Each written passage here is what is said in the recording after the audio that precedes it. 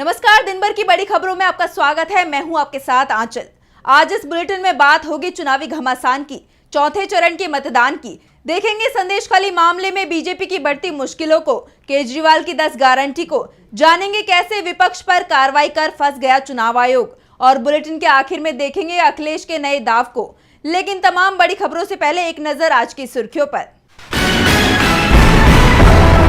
केजरीवाल ने पीएम पर साधा निशाना, बोले मोदी अपने उत्तराधिकारी का नाम बताएं या कहें कि उन पर लागू नहीं होता रिटायरमेंट का नियम, ये सिर्फ आडवाणी के लिए था। प्रज्वल रेवन्ना द्वारा महिला शोषण मामले में सीएम सिद्धरमैया का ऐलान, सीबीआई को नहीं सौंपी जाएगी जांच, एसआईटी पर जताया भरोसा। पटना में पीएम मोदी के रोड शो के ठीक पहले तेजस्वी यादव का बड़ा बयान, बोले नौकरी का एजेंडा पीएम मोदी को रोड पर ले आया, मैं बिहार में प्रधानमंत्री पर अकेला भारी। राजभवन उत्पीड़न मामले में पश्चिम बंगाल की मुख्यमंत्री ममता बनर्जी हुई आक्रामक, कहा राज्यपाल पर लगे गंभीर आरोपों पर भी मौन है मोदी, राज्यपाल से इस्तीफा देने के लिए क्यों नहीं कहा। ये तो थी सुर्खियां। अब बात आज की सबसे बड़ी खबर की। लोकसभा चुनाव के लिए अब 3 चरण का प्रचार और बचा है। इस दौरान 163 सीटों पर चुनाव होना है। इसके लिए सभी पार्टियां पूरे दमखम से प्रचार में जुटी हुई हैं। एक तरफ प्रियंका ने रायबरेली में रैली की तो दूसरी तरफ अखिलेश ने बाराबंकी में चुनावी सभा की, तो पीएम मोदी ने पश्चिम बंगाल में 4 रैलियां की। क्या कुछ हुआ चुनाव प्रचार में, देखिए इस खास रिपोर्ट में। लोकसभा चुनाव के 3 चरण बीत गए हैं। कुछ ही घंटों में चौथे चरण की भी वोटिंग शुरू हो जाएगी और बाकी 3 चरणों के लिए चुनाव प्रचार तेज है। इस बीच विपक्ष के नेताओं ने बीजेपी की जबरदस्त घेराबंदी कर दी है। कांग्रेस महासचिव प्रियंका गांधी ने पीएम मोदी को चुनौती दे दी है। उन्होंने कहा कि मैं चुनौती देती हूं, प्रधानमंत्री, गृह मंत्री और इनके मंत्री जनता को बताएं कि 10 साल में आम जनता, गरीब, किसान के लिए क्या किया। प्रियंका गांधी बीते कुछ दिनों से अमेठी रायबरेली में डेरा डाले हुए हैं। रविवार को उन्होंने अमेठी में दोपहर 1 बजे से शाम 7 बजे तक एक के बाद एक कई नुक्कड़ सभाएं की। इस दौरान उन्होंने बीजेपी पर जमकर हमला बोला। प्रियंका ने कहा कि एक सच्चा नेता अपने काम पर वोट मांगेगा, लेकिन प्रधानमंत्री मोदी भैंस और मंगलसूत्र की बात कर रहे हैं। नरेंद्र मोदी और बीजेपी ने तो भ्रष्टाचार के लिए स्कीम बना दी, जिसमें चंदा दो धंधा लो की बात सामने आई। मोदी जी का बस इतना ही काम है, अमीरों से चंदा लो, अपनी पार्टी को मजबूत बनाओ, फिर जनता के बीच फूट फैलाओ। तो वहीं यूपी के बाराबंकी में सपा प्रमुख अखिलेश यादव ने भी बीजेपी पर करारा तंज कसा है। अखिलेश ने कहा कि ये लोग अब 400 पार बोल ही नहीं पा रहे हैं, इनकी भाषा, व्यवहार और शब्द बदल गए हैं। इन्होंने दूसरों के लिए गड्ढा खोदा था, आज उसी गड्ढे में गिर गए खुद। इन्होंने जो नैरेटिव सेट किया था, आज उसी का शिकार हो गए। अखिलेश ने कहा कि 10 साल की केंद्र और 7 साल की उत्तर प्रदेश सरकार, बताओ 17 साल में क्या मिला है। लखनऊ शहर में और बाकी शहरों में होर्डिंग से डबल इंजन सरकार का एक इंजन गायब है। साथ ही उन्होंने दावा किया कि इस बार यूपी समाजवादी पार्टी और इंडिया गठबंधन को 79 सीटें जिता रहा है, केवल 1 सीट पर लड़ाई है। यूपी में कांग्रेस और सपा बीजेपी पर हमलावर थे, तो दक्षिण में शिवसेना यूबीटी प्रमुख उद्धव ठाकरे ने भी करारा हमला बोला है। उद्धव ठाकरे ने दावा किया कि अगर मोदी सरकार नहीं हारी तो देश को काले दिन देखने को मिलेंगे। चुनाव प्रचार में विपक्ष के आरोपों से बीजेपी बैकफुट पर है, तो पहले की 3 चरणों की वोटिंग के बाद मिले रुझानों ने भी उसकी मुश्किलें बढ़ा रखी हैं। इस बीच अब सोमवार को चौथे चरण की वोटिंग की तैयारी पूरी हो गई है। तो इस चरण में किन दिग्गज नेताओं की किस्मत का होगा फैसला, किन दिग्गजों में है कड़ा मुकाबला, देखिए इस रिपोर्ट में। महज कुछ ही घंटों में चौथे चरण के लिए वोटिंग शुरू हो जाएगी। चौथे फेज में 10 राज्यों और केंद्र शासित प्रदेशों की 96 सीटों पर वोटिंग होनी है। इन सीटों पर चुनाव प्रचार थम चुके हैं, मतदान की तैयारियां चल रही हैं। पिछले चुनाव के आंकड़ों को देखें तो 2019 में इन सीटों पर सबसे ज्यादा बीजेपी ने 42, वाईएसआरसीपी ने 22, बीआरएस ने 9 और कांग्रेस ने 6 सीटें जीती थी, जबकि अन्य को 17 सीटें मिली थी। चुनाव आयोग के डेटा के मुताबिक इलेक्शन के चौथे फेज में कुल 1717 कैंडिडेट्स मैदान में हैं, जिनमें 1540 पुरुष और 170 महिलाएं उम्मीदवार हैं।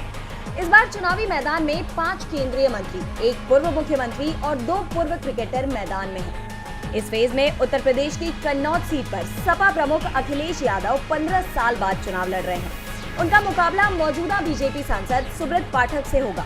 तो वहीं बिहार की उजियारपुर सीट से केंद्रीय गृह राज्य मंत्री नित्यानंद राय के सामने आरजेडी के आलोक कुमार मेहता और बीएसपी के मोहन कुमार मौर्य मैदान में हैं। बेगूसराय सीट पर केंद्रीय ग्रामीण विकास और पंचायती राज मंत्री गिरिराज सिंह के सामने बीएसपी के चंदन कुमार दास और कम्युनिस्ट पार्टी ऑफ इंडिया के अवधेश कुमार राय में कड़ी टक्कर देखने मिलेगी। उत्तर प्रदेश की लखीमपुर खीरी सीट पर किसानों को लेकर विवादों से घिरे बीजेपी सांसद अजय मिश्रा ट्रेनी के खिलाफ सपा के उत्कर्ष वर्मा मधुर और बीएसपी के अंशय कालरा चुनाव लड़ रहे हैं। तो उन्नाव लोकसभा सीट से पूर्व केंद्रीय मंत्री और मौजूदा सांसद साक्षी महाराज, सपा से पूर्व सांसद अन्नू टंडन और बीएसपी के अशोक कुमार पांडे टक्कर में हैं। झारखंड की खूंटी लोकसभा सीट पर केंद्रीय मंत्री अर्जुन मुंडा का मुकाबला कांग्रेस के कालीचरण मुंडा के साथ है। सिंहभूम सीट पर तो पूर्व मुख्यमंत्री मधु कोड़ा के खिलाफ बीजेपी ने उनकी ही पत्नी गीता कोड़ा को प्रत्याशी बनाया है। तेलंगाना की सिकंदराबाद सीट से केंद्रीय मंत्री जी किशन रेड्डी के सामने कांग्रेस से दानम नागेंद्र, बीएसपी से बसवानंदम दांडेपू, बीआरएस से पद्मरावती मैदान में है। हैदराबाद सीट पर एआईएमआईएम प्रमुख असदुद्दीन ओवैसी के खिलाफ बीजेपी की माधवी लता है।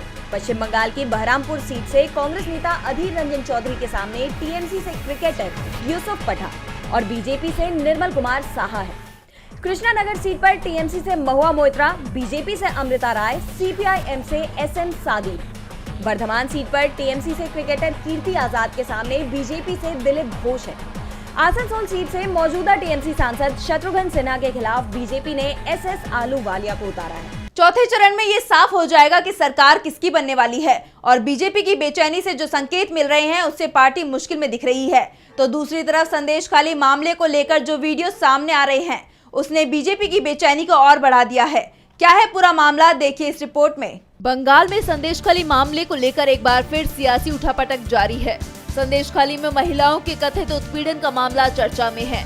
बीजेपी एक तरफ सच को दबाने के आरोप लगा रही है तो दूसरी तरफ तृणमूल कांग्रेस ने बीजेपी पर झूठ फैलाने के आरोप लगाए हैं। अब इस मामले में एक नया वीडियो सामने आया है। वीडियो में बीजेपी मंडल बूथ अध्यक्ष गंगाधर कायल जैसे दिखने वाला शख्स नजर आ रहा है। वीडियो में बीजेपी नेता को ये कहते हुए सुना जा रहा है कि 70 से ज्यादा महिलाओं को टीएमसी नेता शाहजहां शेख और उनके सहयोगियों के खिलाफ विरोध प्रदर्शन में भाग लेने के लिए 2-2 हजार रुपए दिए थे। 45 मिनट के इस वीडियो में बीजेपी नेता ने कहा, हमें 50 बूथों के लिए 2.5 लाख रुपए कैश की जरूरत होगी। इन बूथों पर 30% प्रदर्शनकारी महिलाएं हैं। हमें यहाँ SC, ST और OBC समुदाय के लोगों को अच्छे पैसे देकर खुश रखना होगा। महिलाएं आगे की लाइन में रहकर पुलिस का मुकाबला करेंगी। हालांकि DB लाइव इस वीडियो की पुष्टि नहीं करता है, लेकिन वीडियो वायरल होने के बाद से ही बीजेपी बड़े संकट में फंसती दिख रही है। एक तरफ बीजेपी लगातार टीएमसी पर सवाल उठा रही थी, तो वहीं अब खुद बीजेपी सवालों के घेरे में आ गई है। अब देखना ये होगा कि अगर ये आरोप सच निकलते हैं तो बीजेपी पर क्या कार्रवाई होती है। वीडियो को लेकर टीएमसी प्रवक्ता रिजू दत्ता ने कहा कि बीजेपी के फर्जी नैरेटिव की सच्चाई सबके सामने आ रही है। इसके अलावा 10 मई को एक महिला ने बताया था कि उसे ब्लैक पेपर पर साइन कराया गया था और इसका इस्तेमाल फर्जी शिकायत दर्ज कराने में किया गया। बंगाल में बीजेपी मुश्किल में आ गई है तो दिल्ली के सीएम अरविंद केजरीवाल के दाव ने भी बीजेपी को मुश्किल में डाल दिया है। केजरीवाल ने देश के लिए मोदी की गारंटी के सामने केजरीवाल की गारंटी को रख दिया है। तो क्या गारंटी दी केजरीवाल ने, देखिए इस रिपोर्ट में। सीएम केजरीवाल ने आज आम आदमी पार्टी के कार्यालय में प्रेस कॉन्फ्रेंस की। इस दौरान उन्होंने बीजेपी पर निशाना साधते हुए मोदी की गारंटी के सामने केजरीवाल की गारंटी रख दी। उन्होंने जनता को 10 गारंटी दी है जो कि इंडिया गठबंधन की सरकार बनने पर पूरी की जाएगी। केजरीवाल ने अपनी गारंटियों का ऐलान करते हुए कहा कि देश को फ्री बिजली उपलब्ध कराएंगे। देश के हर गांव, हर मोहल्ले में वर्ल्ड क्लास सरकारी स्कूल बनाकर सभी बच्चों के लिए मुफ्त शिक्षा का इंतजाम किया जाएगा। देश के हर नागरिक को मुफ्त इलाज दिया जाएगा और सरकारी अस्पतालों की हालत दुरुस्त की जाएगी। चीन द्वारा कब्जा की गई भारत की जमीन छुड़वाने के लिए सेना को पूरी स्वतंत्रता दी जाएगी। अग्निवीर योजना बंद की जाएगी और अग्निवीरों की नौकरी पक्की की जाएगी। स्वामीनाथन आयोग के मुताबिक ही सभी फसलों पर MSP निर्धारित कर किसानों को फसलों का पूरा दाम दिया जाएगा। दिल्ली को पूर्ण राज्य का दर्जा देंगे। 1 साल में 2 करोड़ रोजगार का इंतजाम किया जाएगा। भ्रष्टाचार को खत्म करेंगे, बीजेपी की वॉशिंग मशीन को तोड़ेंगे। जीएसटी का आतंक खत्म किया जाएगा। जीएसटी को PMLA से बाहर किया जाएगा। केजरीवाल ने आगे कहा कि ये 10 गारंटियां नए भारत का विजन है।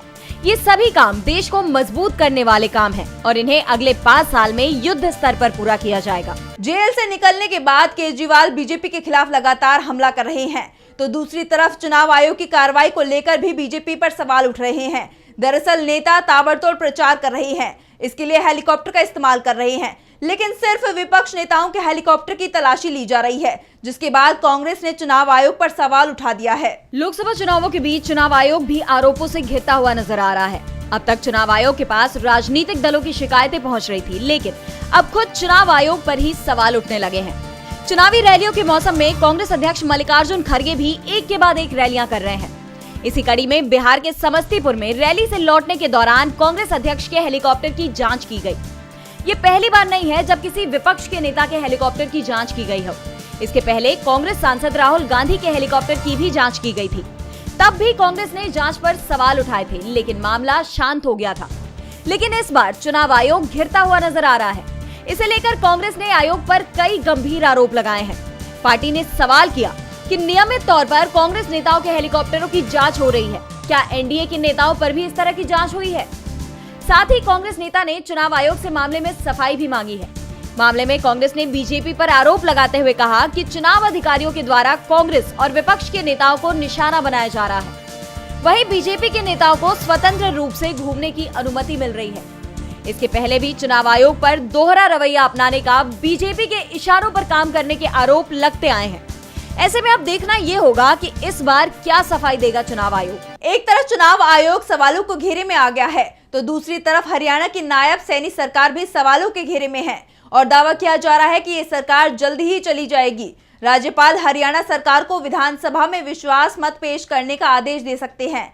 क्या है पूरा मामला, देखिए इस खास रिपोर्ट में। हरियाणा में बीजेपी की नायब सैनी सरकार संकट में चल रही है। हरियाणा की राजनीति में इस वक्त सियासी तूफान आया हुआ है। इस वक्त विपक्ष बीजेपी पर भारी पड़ता दिखाई दे रहा है। 3 निर्दलीय विधायकों के समर्थन वापस लेने के बाद सैनी सरकार अल्पमत में आ गई है, जिसके बाद विपक्ष ने फ्लोर टेस्ट कराने की मांग को तेज कर दिया है। कांग्रेस विधायकों ने राज्यपाल से मांग की है कि सरकार अल्पमत में है, इसे बर्खास्त किया जाए।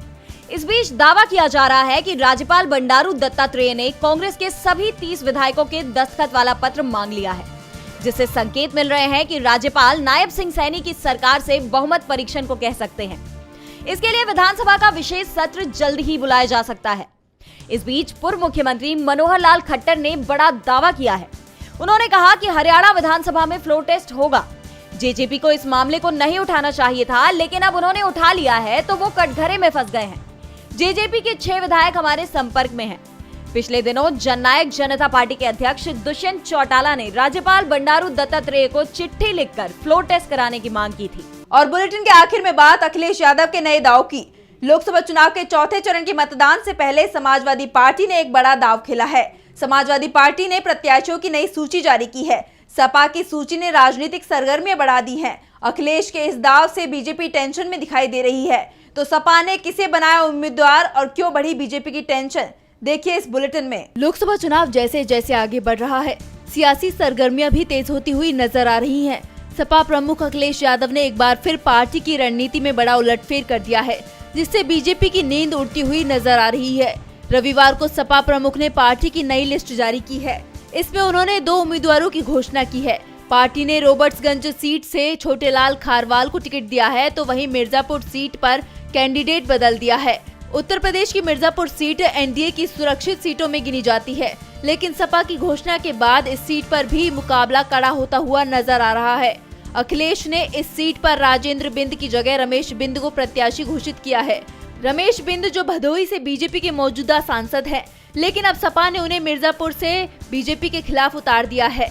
अब इस सीट पर 2 एनडीए सांसदों में ही टक्कर हो रही है, क्योंकि मिर्जापुर से 2014 से ही अपना दल एस की अनुप्रिया पटेल सांसद हैं। दरअसल रमेश बिंद ने 2019 में भी बीजेपी से मिर्जापुर से टिकट मांगा था, लेकिन पार्टी ने बिंद को भदोही से मैदान में उतार दिया था।